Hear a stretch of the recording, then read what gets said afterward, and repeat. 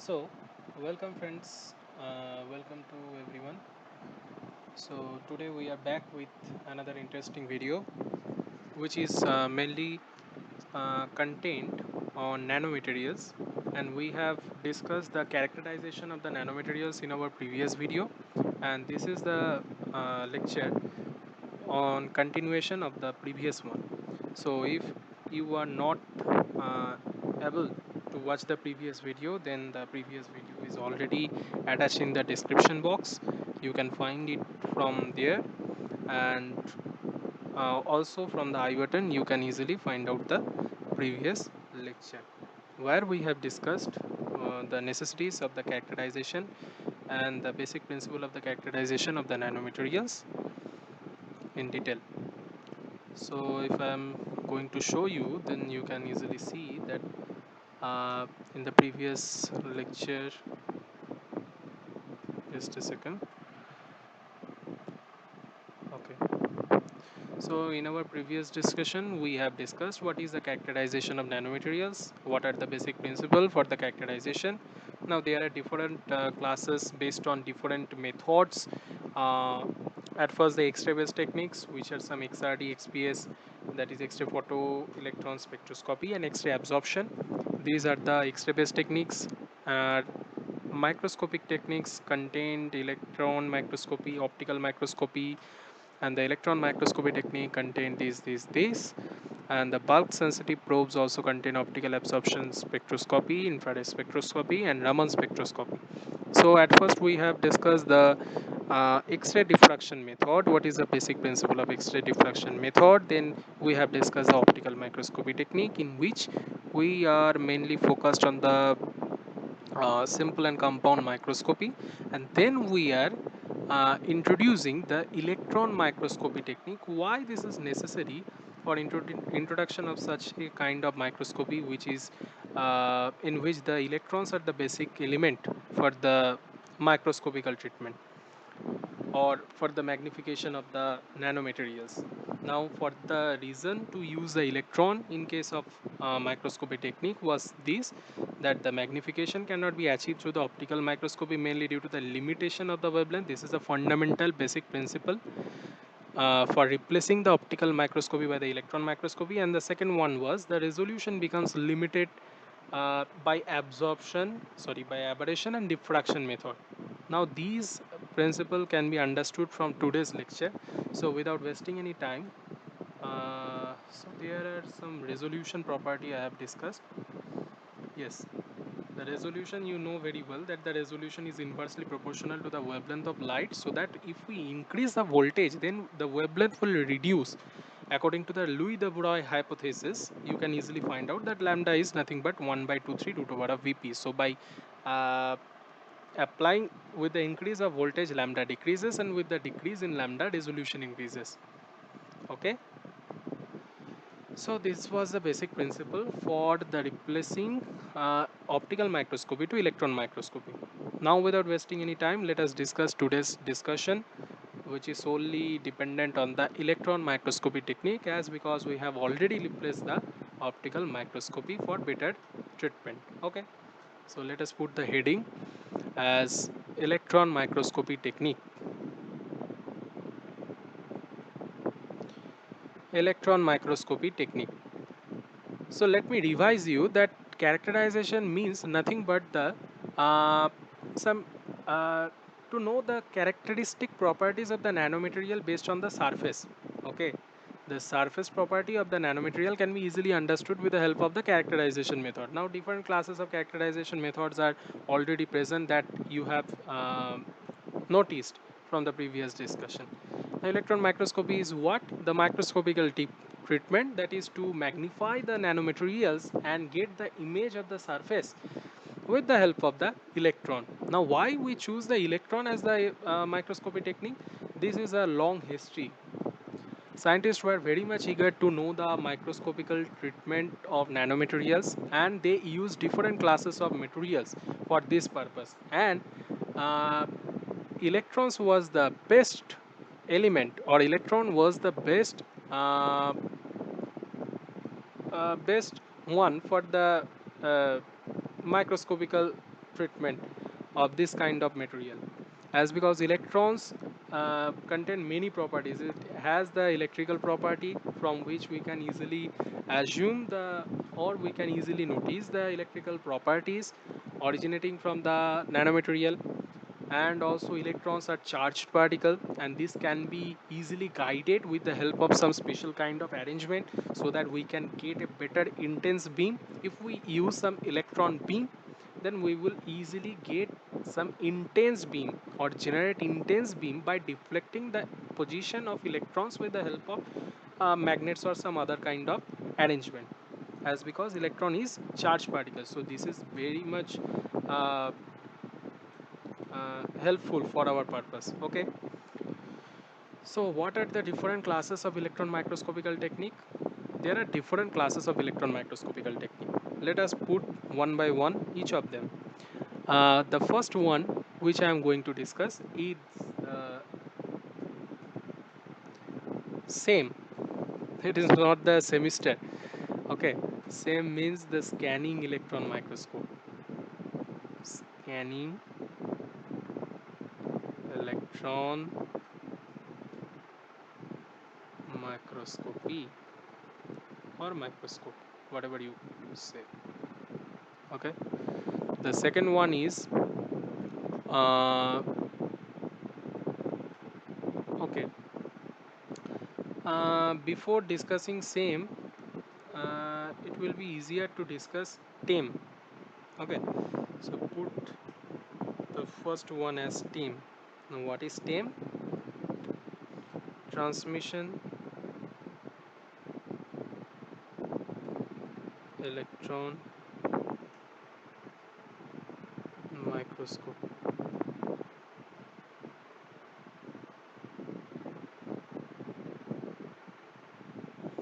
So this is nothing but the point 2. This is nothing but point 3. Now the point 3 is SPM, means scanning probe microscope.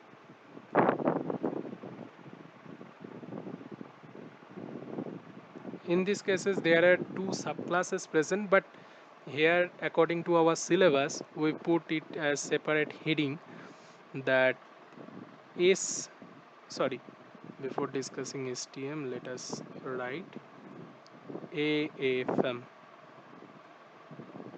What is the full form of it? Atomic force microscopy. This is the most crucial part of the uh, said section. That is, this is the most important lecture for the characterization of nanomaterials. But to get an idea about the introductory, to get the introductory idea, you must have to watch the previous video. Otherwise, you will not understand better way. Okay. So the last one is nothing but STM, which is the scanning tunneling microscope. Scanning tunneling microscope. Okay. So note that there is common term electron microscope. Sorry, this is some sort of electron microscope. This is also electron microscope. All these are electron microscope, but the basic principle are different. This is the basic principle for it. That is, the TEM has the basic principle of transmission. SEM means scanning. This is scanning probe. This is atomic force microscopy, and this is scanning tunneling. Okay, so the name originated from the basic principle of them. Although the basic principles of them are different, but the main purpose of them is same, to study the morphology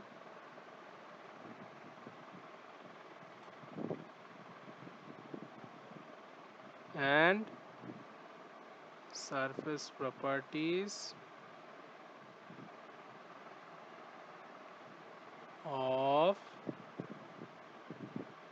nanomaterials. So although they have different basic principle, nanomaterials, okay, although they have the basic difference in the basic principle, but their main purpose of use is the same, that is to study the morphology and surface properties of nanomaterials. Okay, so let us first discuss the transmission electron microscopy technique. Okay, so transmission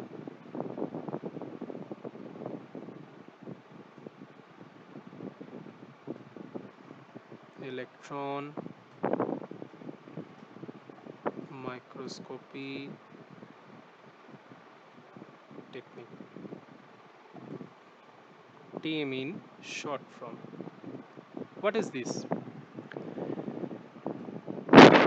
So this is the electron microscopy technique used to study the morphology and surface property of nanomaterial with the basic principle of transmission of electrons. So at first some sort of, I'm going to detail about it, but at first you can understand from it the following rough diagram. So at first the nanomaterial sample is kept in front of some electron beam. So electrons are passed through the materials, and after transmission the transmitted electrons get collected at the screen, so that the surface properties can be easily understood from the transmitted electrons. This is the basic principle for transmission electron microscopy. That is why for the name of this principle to be transmission electron microscopy, as because the basic principle is uh, lies due to the transmission of the electron when a nanomaterial sample is kept in front of some electron beam and the transmitted electron is collected, and from the collected transmitted electrons we can easily understand what kind of nanomaterial sample we have used under the examination. Okay, so this is the basic principle. Now I am going to show you the rough ray diagram for this. At first electron gun is present here. Okay, from this there is some slit to control the range of electrons. Okay, so this is some electron beam, let us consider, and suppose this is the condenser lens. Okay, let me draw it and then discuss. So please give me 5 minutes to draw the diagram, then I will discuss in detail.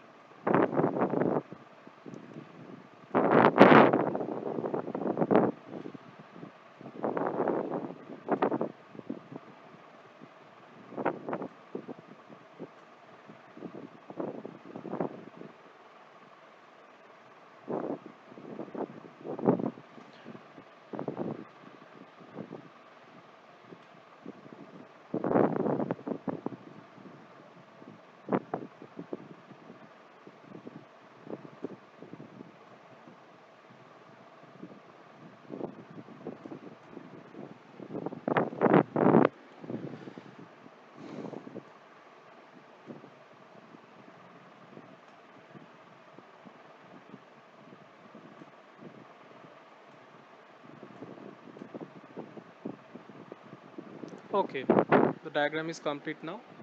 Let us point it out the components. This is the electron gun. This is some kind of slit. This is condenser lens.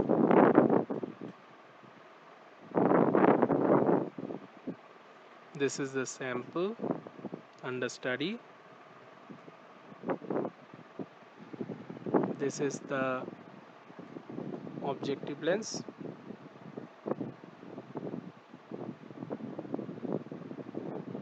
This is the projector lens.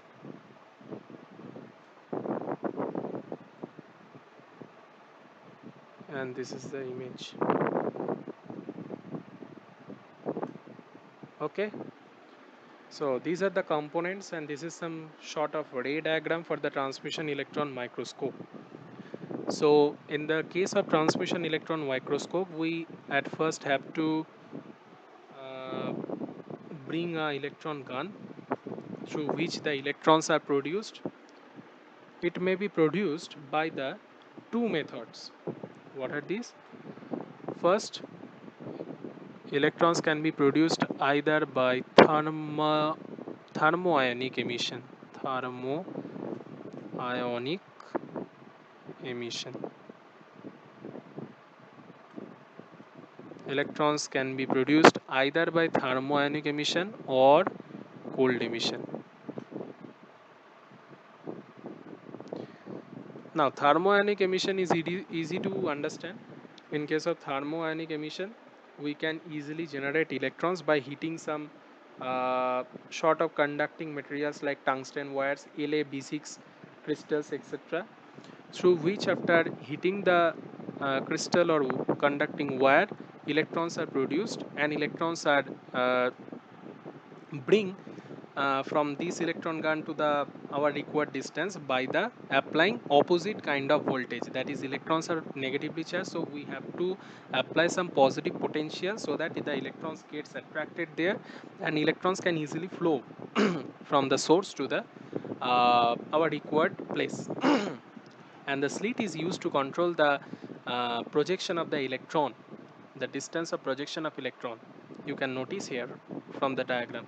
A condenser lens are used to project the electron beam to our sample under the study. Okay. So there is some advantage for use cold emission. Cold emission is what? Some kind of sort of materials are used in which the electrons can produced in room temperature. So there is no necessity for producing heat in there. So it is known as cold emission. Now the advantage of cold emission over the thermionic emission is that in case of cold emission, the chromatic aberration is less absent. What is chromatic aberration, you can ask me?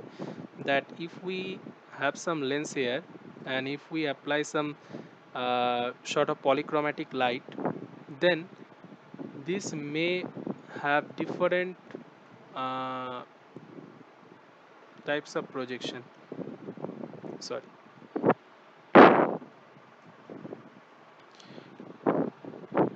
depending upon the wavelength there may be different focal length for the lens. Um, okay. Let us suppose like this manner. So you can notice that different colored rays have different focal lengths for the same lens. This is known as the chromatic aberration. So this chromatic aberration is less absent in case of the cold emission. In case of cold emission, the chromatic aberration is less absent, but in thermionic emission, the chromatic aberration can be present there. Okay. And also we have to apply a special type of voltage here, which is known to be as the Venelt cap biased voltage, which is a strongly negative voltage minus 200 to minus 300 voltage at the electron source, so that the electrons get repulsed from here and gets attracted to the positive potential, that is at the anode. Okay, so the electrons get a kick from the source and to the our required places and gets approach to our required place. So this is the short of the mechanism for electron gun and the slit. Now we have to consider the objective lens. Objective lens is also to apply to project the projection of the sample to our screen, and the projector lens also helps in the same purpose in a better way, in a better clarity, and finally we get the image of the sample, so that the rough diagram becomes the clean under this schematic diagram. So you have to remember that the lenses used here are different from that of optical lenses. By what kinds? By you can easily classify them because the condenser lens, objective lens, projector lens, all of these lenses are electromagnetic in nature, which is different from the shot of the optical microscopy where we have discussed only the optical lenses. Now, what kind of specialty is there in case of electromagnetic lenses, and what is the necessity for using the electromagnetic lenses? As I have already told you that electron is charged particle, so it is necessary to guide the charged particle in a better way for our to fulfill our purpose. So condenser lens, projector lens, objective lens, all of these lenses are made of electromagnets so that the electrons can be deflected by the electromagnetic force acting on it, and we can apply the electron to our desired places. Okay, so this is the basic principle for using the electromagnetic lens in the condenser, projector, objective lens, etc. Okay, so these are the basic principle for transmission electron microscopy. It is a very useful technique for the study of the nanomaterial sample, um, and this is a very simple method. Okay, so now let's move on to our second topic, which is the scanning electron microscope. Okay, so let us move to our second article, which is the scanning. Let me check that first.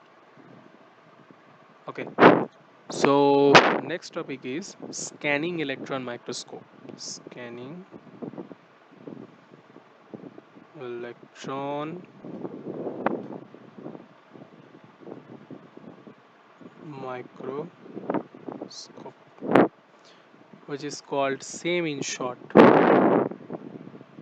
Okay, so from the name you can easily understand that the basic principle is to scan the nanomaterial sample given under the examination.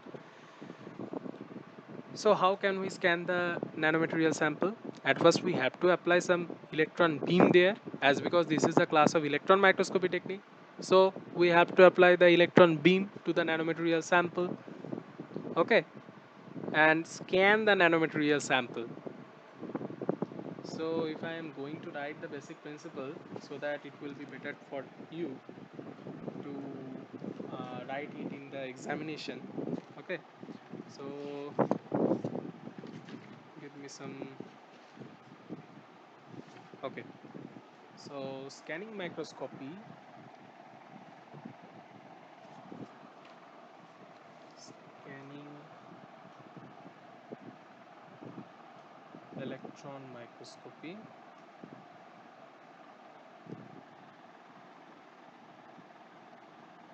is a type of electron microscope which is used to produce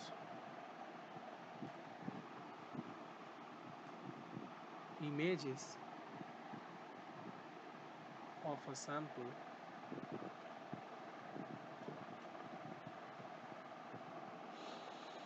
by scanning the surface with a focused beam of electron.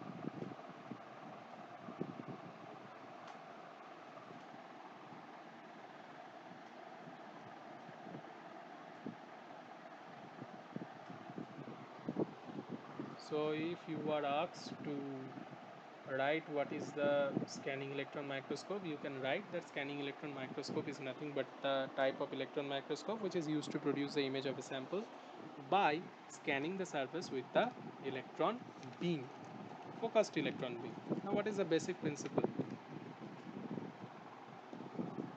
So you already have noticed that electrons interact with the atoms of the surface in the surface of the sample, producing various signals that contain the information about the surface of the nanomaterials or the topography This is a new terminology, topography. Topography means the morphology, or the topos means some surface. Okay, so let us discuss. This is kind of nanomaterial, and this is the upper surface.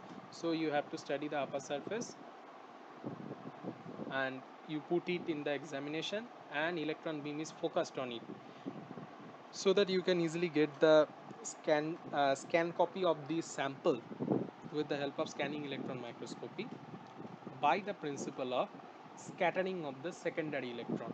Now what is this? Let us discuss. This is some sort of nucleus, and these are some electron orbiting around the nucleus. Okay, let us consider only two orbit present there. So you have focused the electron. Let us put different color. You have focused some sort of primary electron, which is going to hit the sample under study and get scattered, so that you collect the secondary electron after the scattering. Either this case is possible, or this case also possible. You have applied the primary electron, and it gets attack the uh, orbital electron and knock out it, so that you get a secondary electron here. Or you can also have electron beam which only recoil back and collected back to your detector. Three kinds of possibilities are present. Either it can attack the the most outermost electron.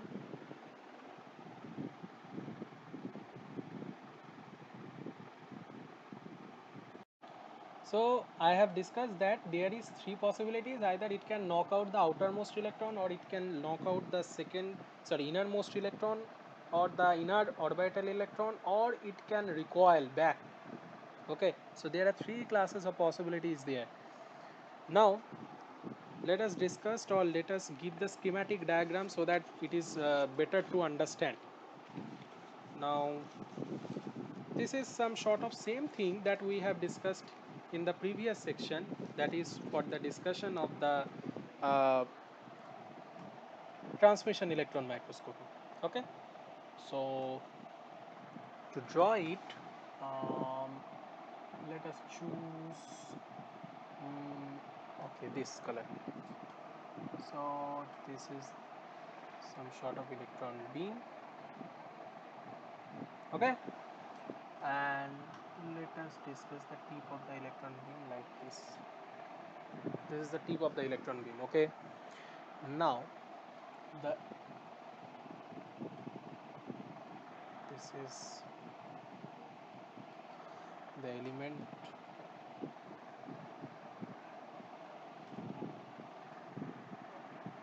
which is highly required.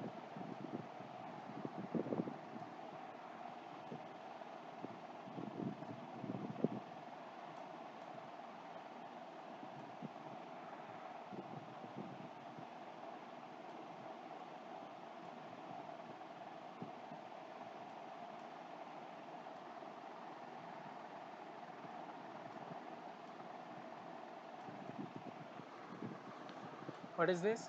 This is sorry.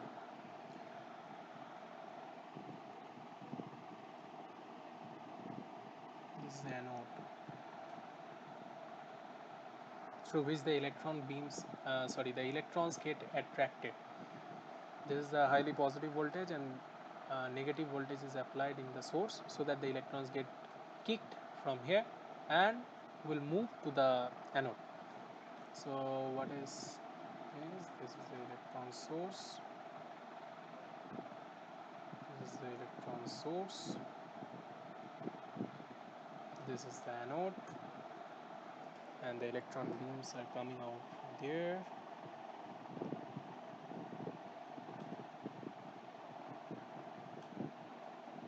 Okay, now there is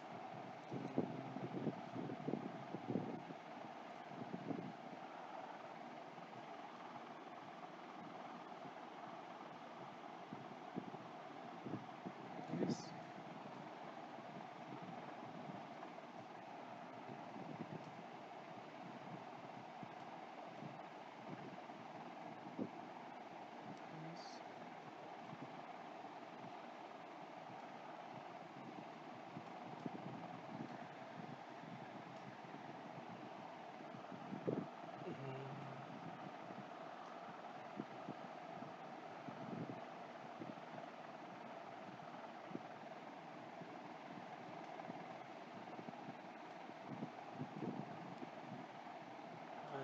last one.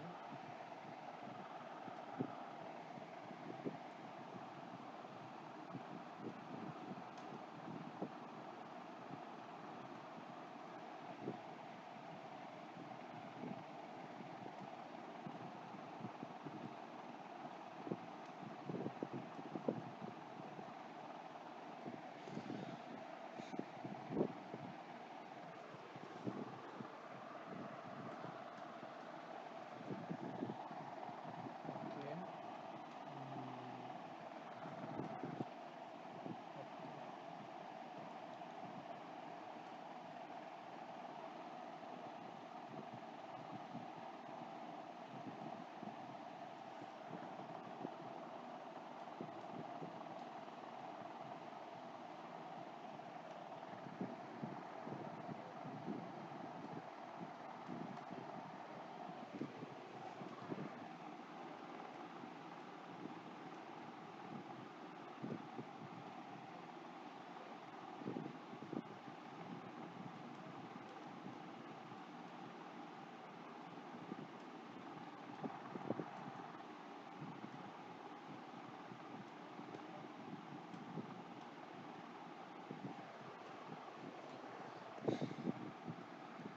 So electron beams are projected here.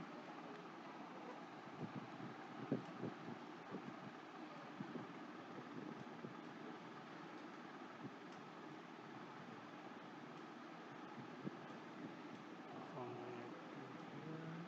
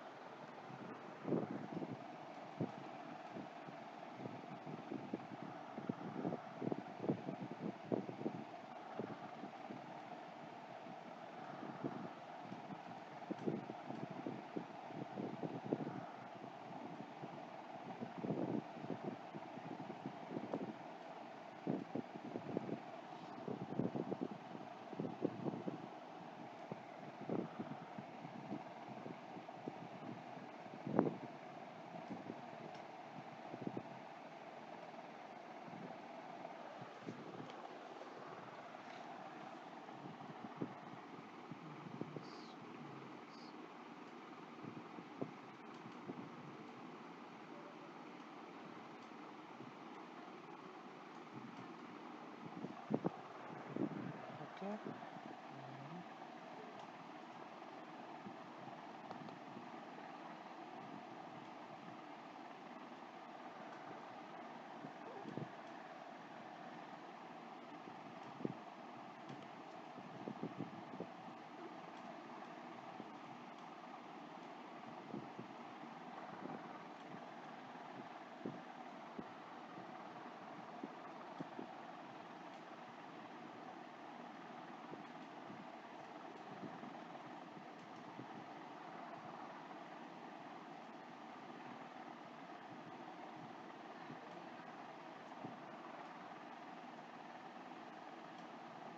All of these are discussed.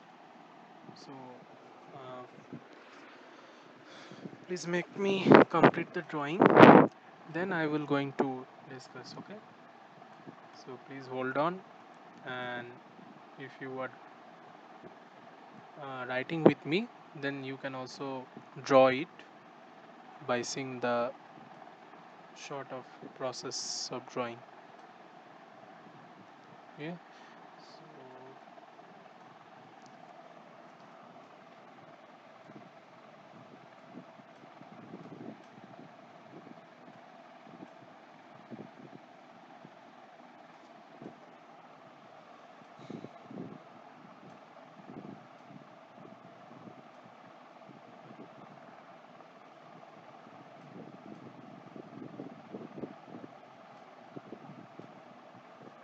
okay.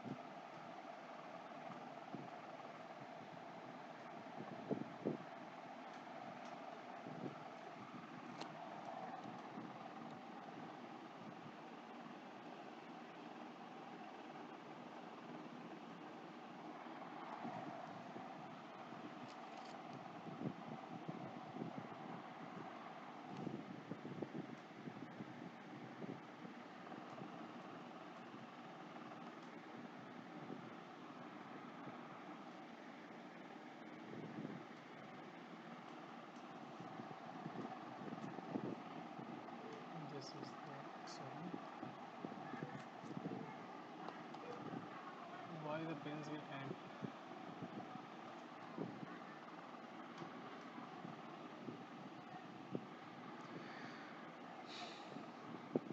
Please wait a minute. Okay. So this is the sample under study, and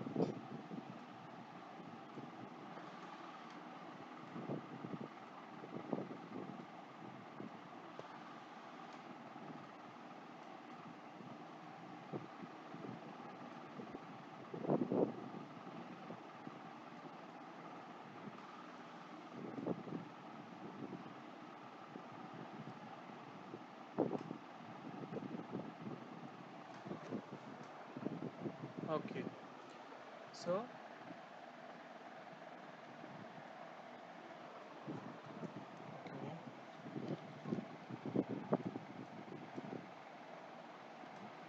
The schematic diagram of all the components required for the scanning electron microscopy is drawn completely.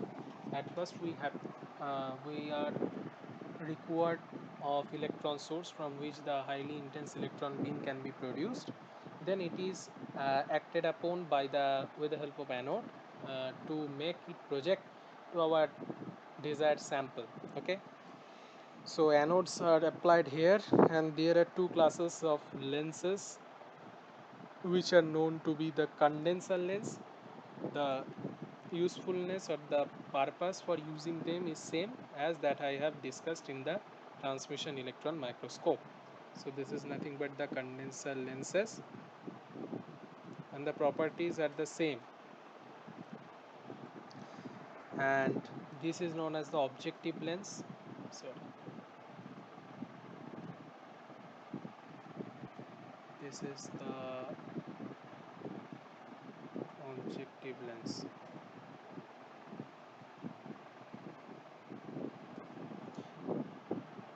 to which XY scanner is attached, and it is attached to the scan generator, and which is connected to the computer. Now this scans the uh, electron beams with the help of XY scan coils, and these scan coils data is collected to scan generator, through which it is collected to the computer. Next, the thing is that it is applied to the backscattered electron detector. Backscattered electron detector. It is passed through the backscattered electron detector. Backscattered electron means the third possibilities that I have discussed, that the electrons get back. The electrons applied gets reflected back from the material. This is the backscattered electron, and this is accounted by this sort of detector. Next thing is that the electron beams get projected to the sample, and through which it is connected to the secondary electron detector. Secondary electron means the electron that is knocked out by the projection of the primary electron. And there is also a possibilities of generation of X-rays. Why? As I have already told you that the primary electron, when gets knocked out the inner electrons, some kind of outer electron must lose some amount of energy. Sorry, some outermost electron will occupy immediately the vacancy created due to the innermost electron, which gets knocked out by the projection of the electron beam. Okay, so with the help of primary electron, when the inner electron gets knocked out, some outer electron gets occupied its projection, and with the release of the energy, so this released energy will be in the form of X-ray, and the X-ray can be detected by using this X-ray detector. Okay, so X-ray detectors are also placed here. So we get many data from this kind of arrangement. At first the scan generator can give some data, then the secondary electron detector can give some data which gets amplified, because this is very small in amplitude, so we have to apply the amplifier to amplify the signal produced by it, and it is connected to the computer, and also we can detect the X-ray with the help of X-ray detector. So these are the schematic diagram of the scanning electron microscopy technique, which uses the basic principle for scan the sample by the help of highly intense electron beam. So this is all about the scanning electron microscopy. So we have discussed successfully the two electron microscopical technique, the transmission electron microscope and the scanning electron microscope. Next thing is that the SPM, which is the scanning probe microscopy. It is a beautiful arrangement for the characterization of the nanomaterial. So put the heading.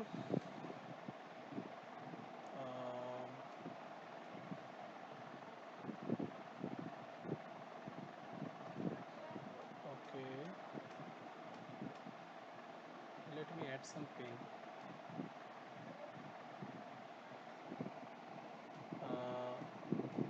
Sorry.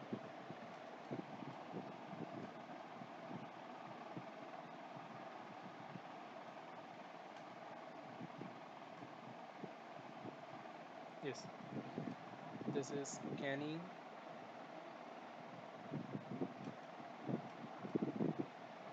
probe microscopy.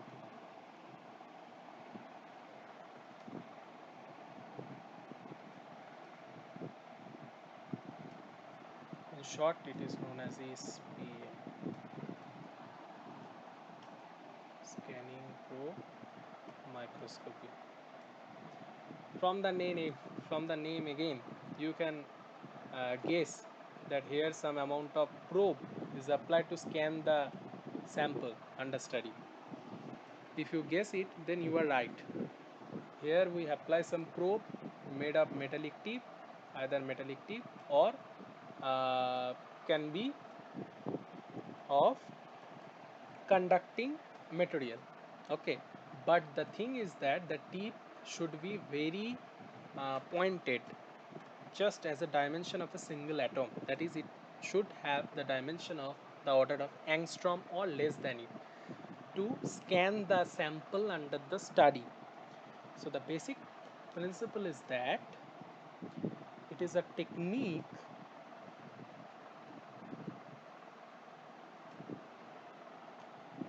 to examine the surface of the material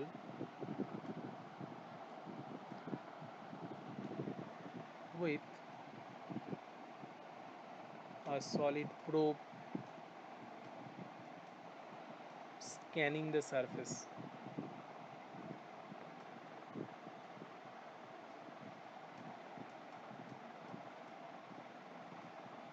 Okay, one thing I have forgotten to discuss, that in the two cases mentioned above, we have applied the electron beam by the help of electron gun. So it should be noted that the whole experimental setup or whole arrangement should be under highly vacuum condition. Why? As because if we have some air in the whole experimental setup, then it can have the collision between, there may be the possibility of collision between the electrons and the air particles, so that the energy of the electron gets reduced due to the collision, but uh, which is not uh, our purpose. Our purpose is to generate highly intense beam. So if some amount of loss of energy occur, then it will be not beneficial for us. So we have to apply some vacuum environment for the above two principle, that is for transmission electron microscopy and electron microscopy, where we had required of highly intense electron beam. But the thing is not applied here. The scanning probe microscopy can even occur in vacuum, but it can also have a special condition. I will discuss it in later. The atmosphere should be vibration free. I will discuss it. So let us discuss first the basic principle. The basic principle is what? That is, it is a technique to examine the surface of the material with the help of solid probe scanning the surface. Now this is based on the many principle. Either it can scan the surface with the help of mechanical probe, mechanical, electrical, or etc. forces, mechanical, van der Waals forces, atomic forces, uh, etc. present between the tip of the probe and the sample. Suppose this is the tip of the probe and this is the sample. So the forces of interaction present between them.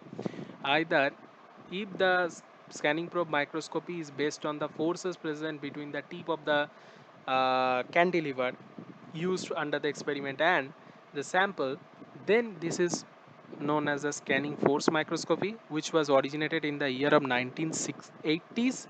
Scanning force microscopy, or later it has got the name of atomic force microscopy. Later gets the name of atomic force microscopy, which is present in our syllabus as AFM. So it is based on the principle of force of interaction present between the tip of the probe and the sample under the study. If it is the technique of presence of conduction of electron, so if we are interested for the current conduction between the tip of the cantilever and the sample under the study, then it will fall under the class of scanning tunneling microscope. It is a special kind of scanning probe microscope also, okay, that is scanning tunneling microscope, which is also present in our syllabus. So the first one is 1980s. Come to the 1980s. So scanning tunneling microscope, which is in short known as STM. The basic principle of scanning tunneling microscope is also discussed in later. So these are the scanning probe microscopy, where we use some sort of material as probe, which is joined to the cantilever to move on to the surface of the sample under the study, or may the cantilever of the tip of the cantilever may be fixed, but the sample can be moved. Either this possibility, or let us demonstrate you. Sorry.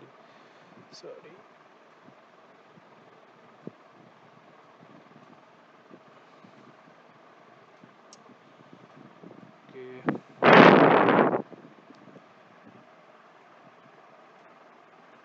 Yes. Either the tip may be moved from one place to the another on the surface, either this thing, or may the tip be fixed and the sample be moved, either by this process. The two possibilities are there in case of scanning probe microscopy. What possibilities? Either this may be get moved or this may get moved. Okay, so these are the things. Now there are different classes of scanning probe microscopy. First it is contact mode,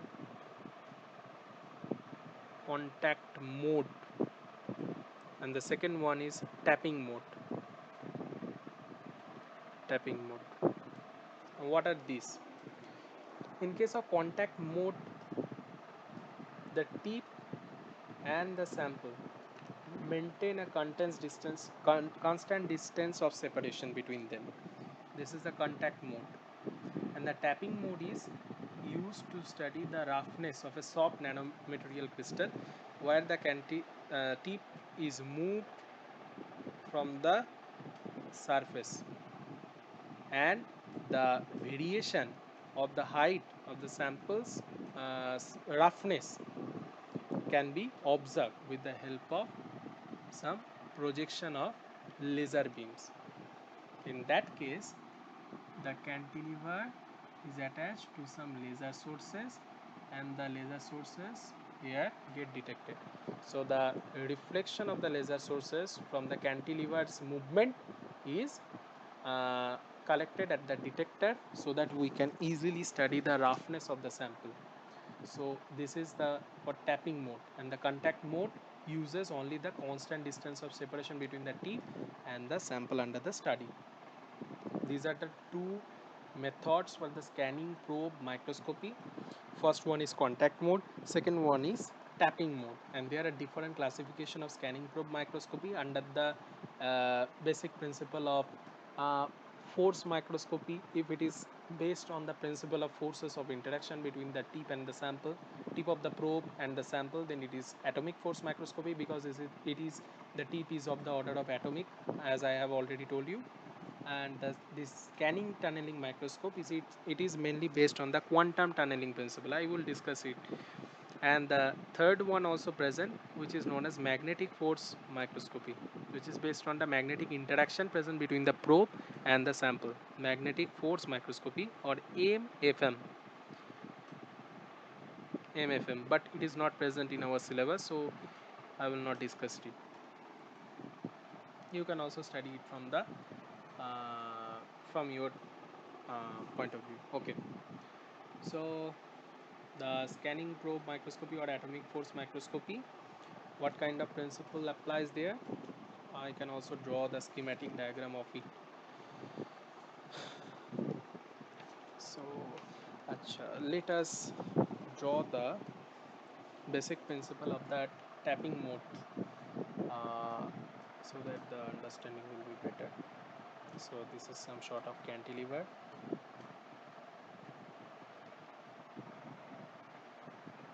Okay, this is some sort of cantilever.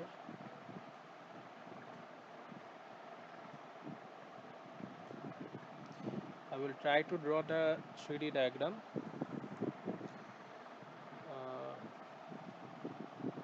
Let me try to do it. Okay, and the surface roughness can be drawn like this. Suppose this is the surface of the nanomaterial, and you can also color it. Okay, so what is this? This is the probe, this is the cantilever. Okay, and this is suppose the scan direction. Suppose this is the scan direction, and this is the diode laser, and this is the detector present to detect the laser beam, and it is connected to the computer to collect the data.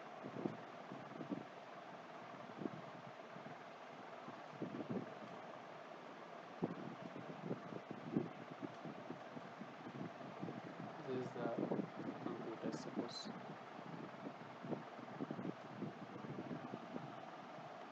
Computer. This is the diagram that I can draw. So this is the diode laser, and by the lifting or movement of the cantilever, the reflection of laser beam can be uh, observed in the case of detector, which is collected to the computer, so that we can record the data obtained by scanning the surface of the sample under the study. Okay, the tip is slowly moved either by this, or the sample is moved slowly from this.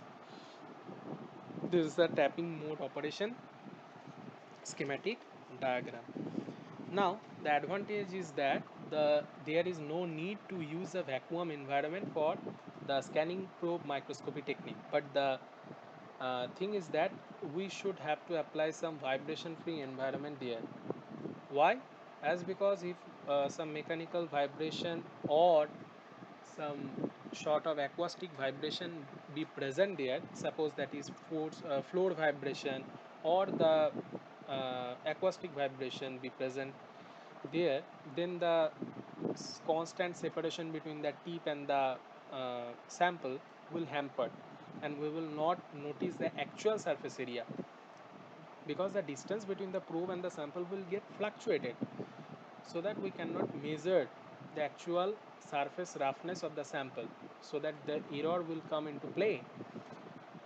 So we have to apply some vibration free environment for the scanning probe microscopy, but there is no need to use some vacuum environment, which is required for the case of scanning electron microscope and transmission electron microscope. Okay, these are the basic thing. So atomic force microscopy is the one type of scanning probe microscopy, which is mainly focused, or which is mainly uh, mainly attached to the force of interaction present between the probe and the sample. So this is nothing, there is nothing new thing for the atomic force microscopy, so I will not discuss it in detail, but the interesting thing is to discuss the scanning tunneling microscope. This is a very interesting topic. Scanning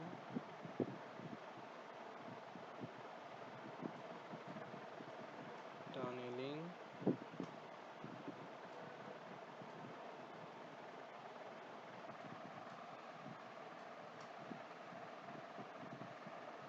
microscope,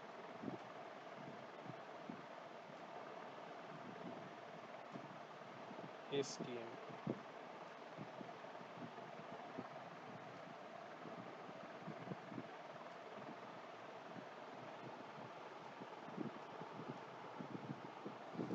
Scanning tunneling microscope is used with the help of the basic principle of tunneling of electron from one atom to the another with the help of crossing of some potential barrier. If you get the analogy from the quantum mechanics,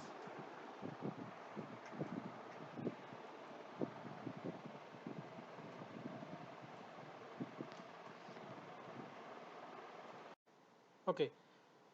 So as I said before, the scanning tunneling microscope is nothing but based upon the tunneling of the electrons. So the detailed description is going to be described now. Let me write the basic principle. Okay, so a scanning tunneling microscope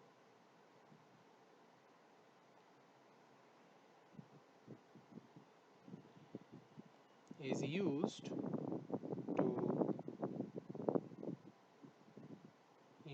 to get the image of surfaces of the sample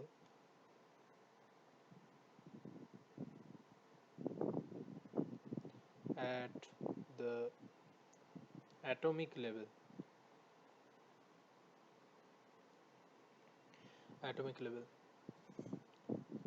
STM, that is the scanning tunneling microscope, senses the surface with an extremely sharp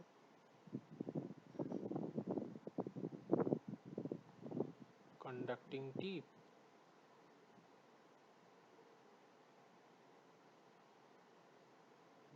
that can distinguish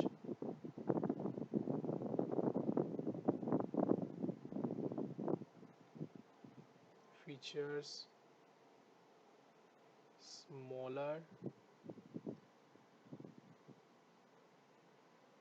than zero point 0.1 nanometer and 0.01 nanometer depth resolution, that is 10 picometer depth resolution.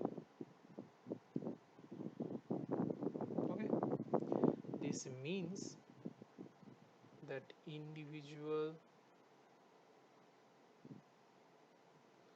atoms can be routinely be imaged.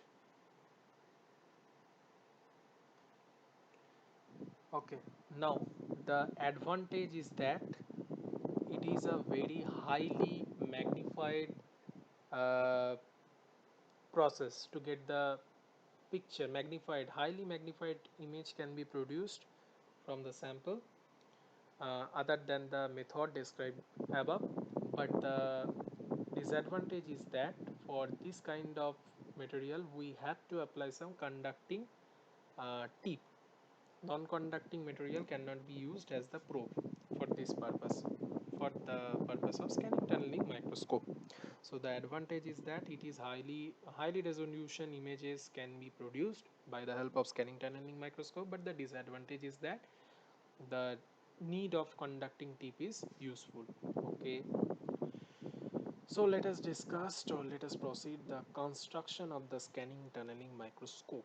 For this we have to draw some ray diagram so that you will better understand. Now the conducting tip must be drawn. We have to apply some piezoelectric tube with the electrode.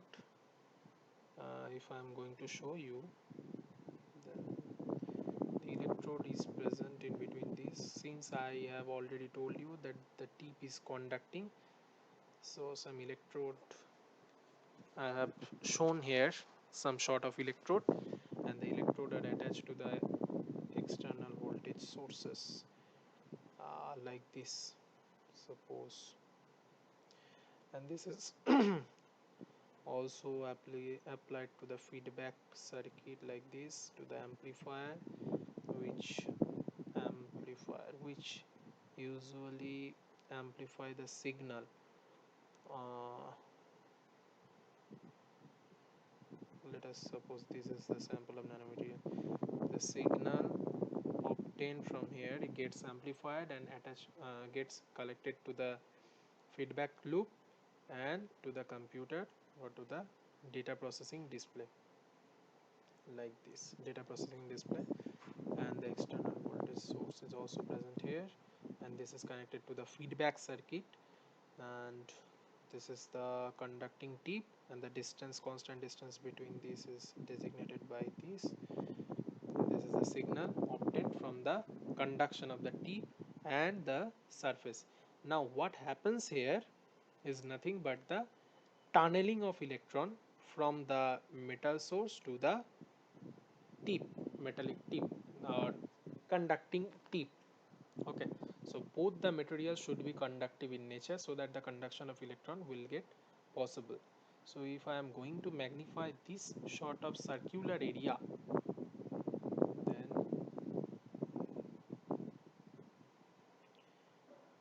this is a magnified image.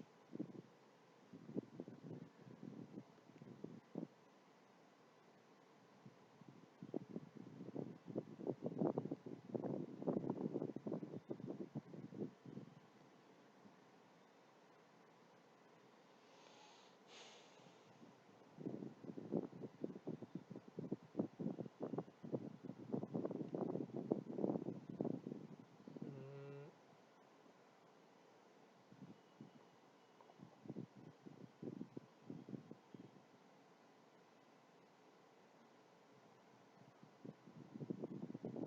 Suppose these are the tip, conducting tip atoms, and like this, and uh, these are the material, sample material atoms. Okay.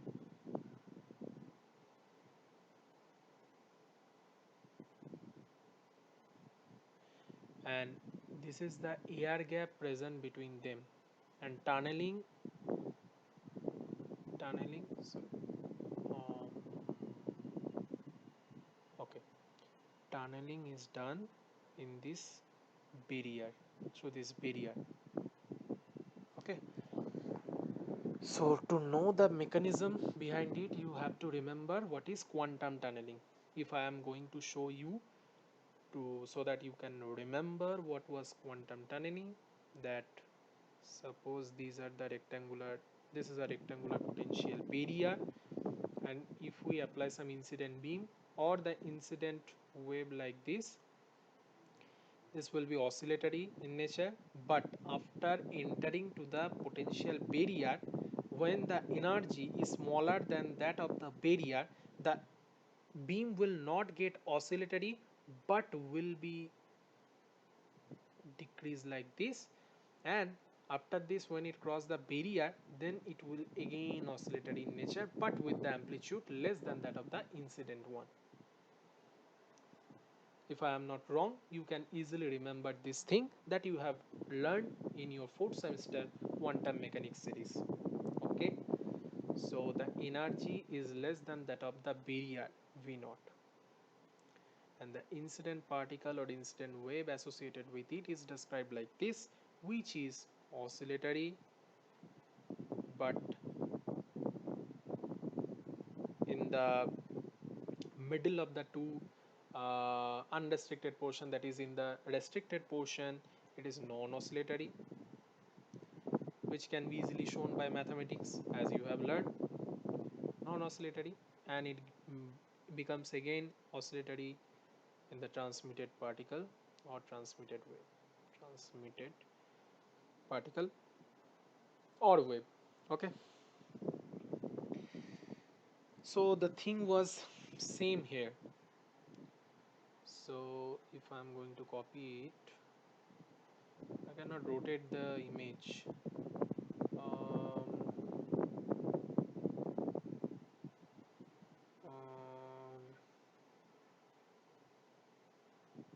Copy, can I rotate this? Okay, let me try.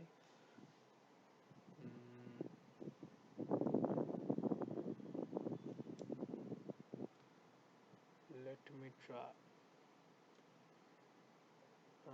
Rotate.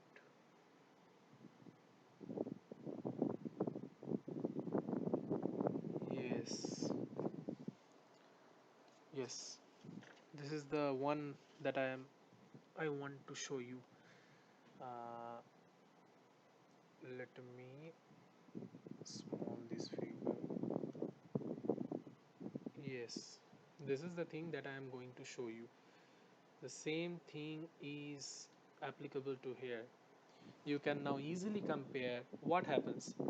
The conducting electron, okay, the conducting electron gets tunneled through the uh, barrier, that is the air particles or air region or some medium in which under the experiment, in the experiment, the medium that you consist in your experiment, and the distance between the tip and the surface is the medium is present here.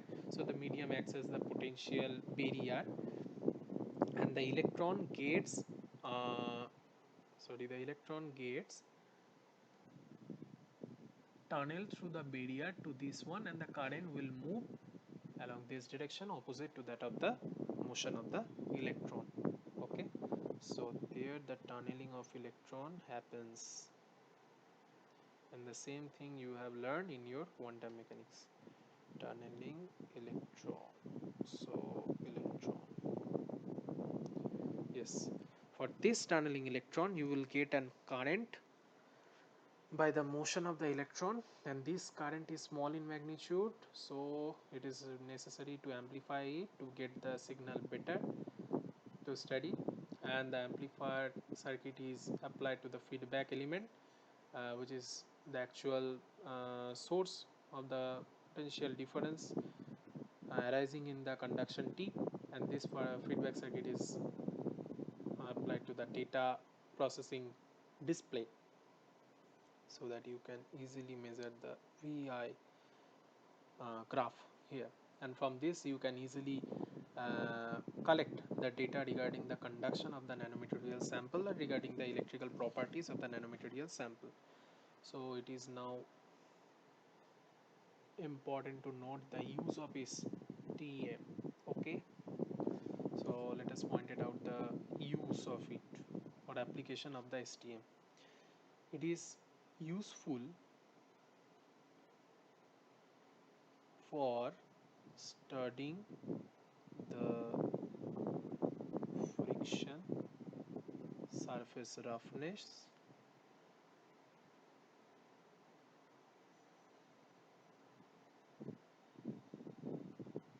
and defects of the nanomaterial, defects of the sample, okay, under the study.